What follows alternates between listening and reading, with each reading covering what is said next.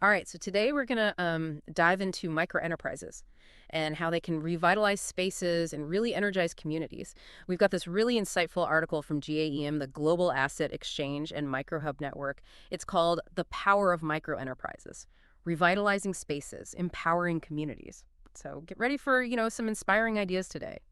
I think what's really captivating about microenterprises is how they transform those underutilized spaces we often see, like that vacant Mm. storefront you always Yeah, pass right. by, or that huge warehouse on the edge of town just sitting there. Uh-huh. Microenterprises are more than filling empty buildings, right? Yeah. They're about creating these vibrant ecosystems where working and living just blend together. Yeah, I saw this coffee roastery that had opened up in an old auto repair shop. It was amazing. It really got me thinking about how much potential is just hidden in plain sight. But before we go too far, what exactly are we talking about? What makes a microenterprise a microenterprise? Yeah, good point. It's easy to get ahead of ourselves. So at their core, microenterprises are small businesses, often with 10 or fewer employees. But what sets them apart is that they use existing structures in really ingenious ways. Hmm. Like they might take a vacant warehouse or an old shopping mall or even a historic chateau in Europe and turn it into a dynamic hub for work AD life. So it's not just about the size, it's about the ingenuity and resourcefulness, right? I like that. The article lists a bunch of benefits, but the one that really jumped out at me was affordability. I mean, imagine starting your dream business without crazy high rent. It really changes the game, especially for new entrepreneurs. One of the biggest things holding back small businesses is the cost of space. Microenterprises flip that around. They use these less conventional locations and structures, so entrepreneurs can find places that are more affordable and more interesting, honestly. Yeah, it's like finding a diamond in the rough, right? A space with history that's just waiting to be brought back to life. And speaking of which, the article talks about revitalization as a big benefit. Right. Microenterprises can bring these neglected areas back to life. Like, they can be catalysts for urban renewal. They bring in foot traffic, reduce blight. It helps everyone, the entrepreneurs and the neighborhood.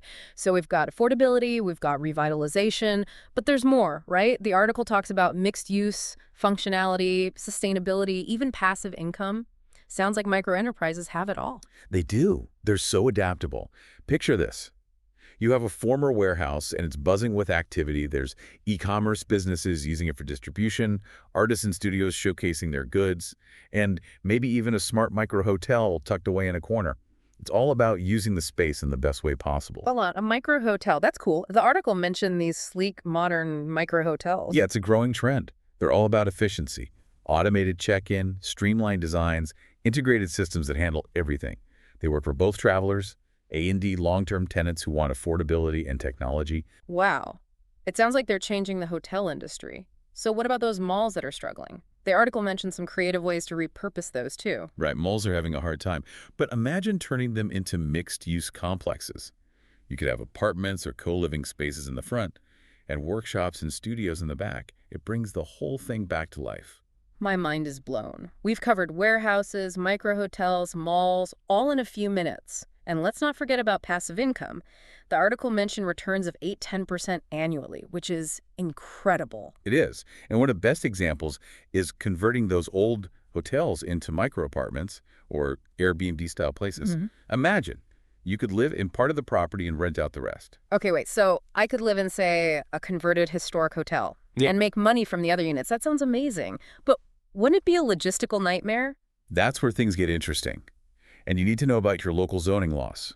Some areas restrict short-term rentals or have rules about multifamily dwellings, so you have to do your research to make sure it's legal. So it's not as easy as just buying a building. There's a lot to think about.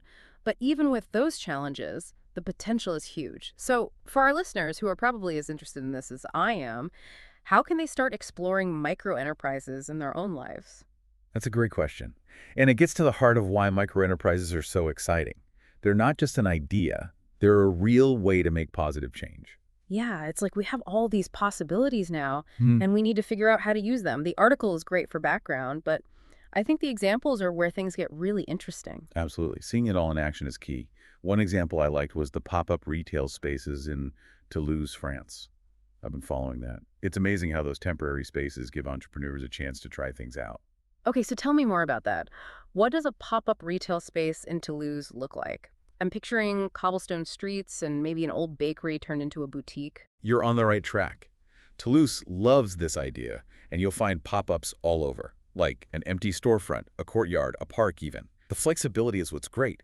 Entrepreneurs can rent the space for a short time, maybe a weekend or a month, show off their products, and then move on. It's like a constantly changing retail experience. For shoppers, it's always something new. Exactly. People want something different and authentic. And it fits with the whole idea of a more flexible economy. Think about it. The pandemic changed how we work.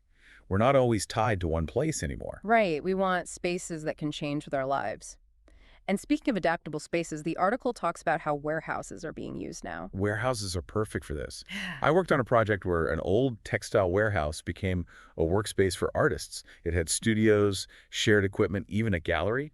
It was so creative. It's amazing how a space for industry can become a place for art. The article mentioned offices, manufacturing, small business centers. It seems like anything is possible. It really is. Imagine a warehouse with a bunch of small manufacturers, maybe a furniture maker, a clothing designer, a 3D printing company, all sharing resources and working together. I like that. It builds a sense of community. Speaking of community, let's go back to those malls. Right, the malls. They're struggling, but they're full of potential.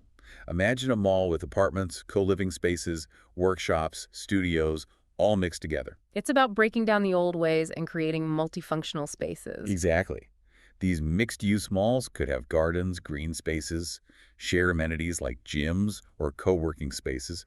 It's a place where people want to be.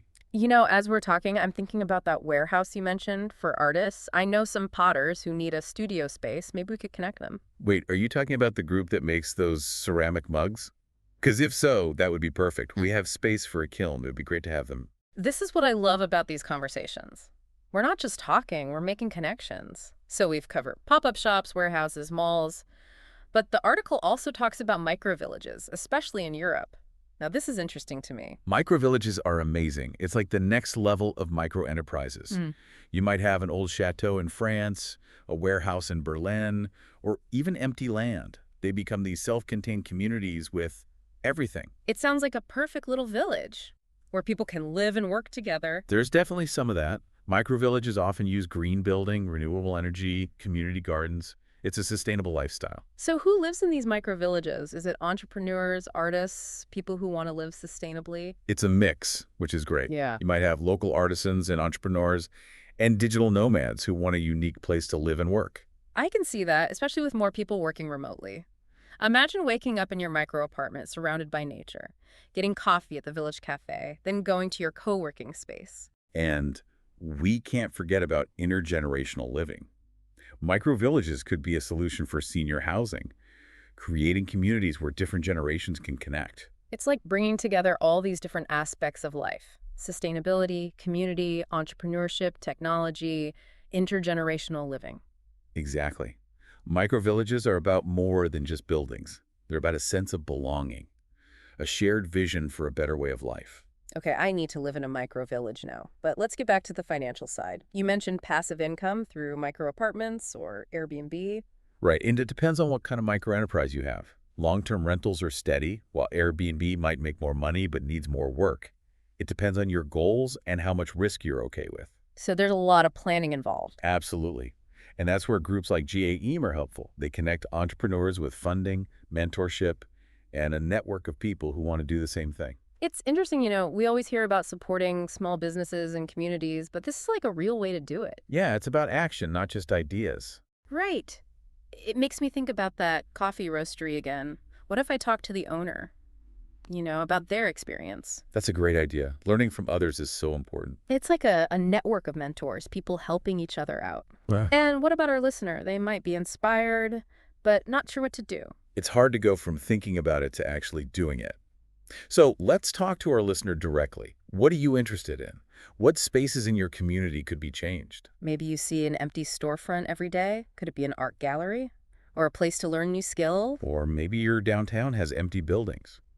Could one of them become a mixed-use complex with apartments, studios, a cafe? Or maybe you have space in your backyard. Could it be a micro farm or a guest house? The possibilities are endless. And it's not just about business or money. It's about community, making our neighborhoods better. I like that. It's about thinking differently and taking action. And you don't have to do it alone.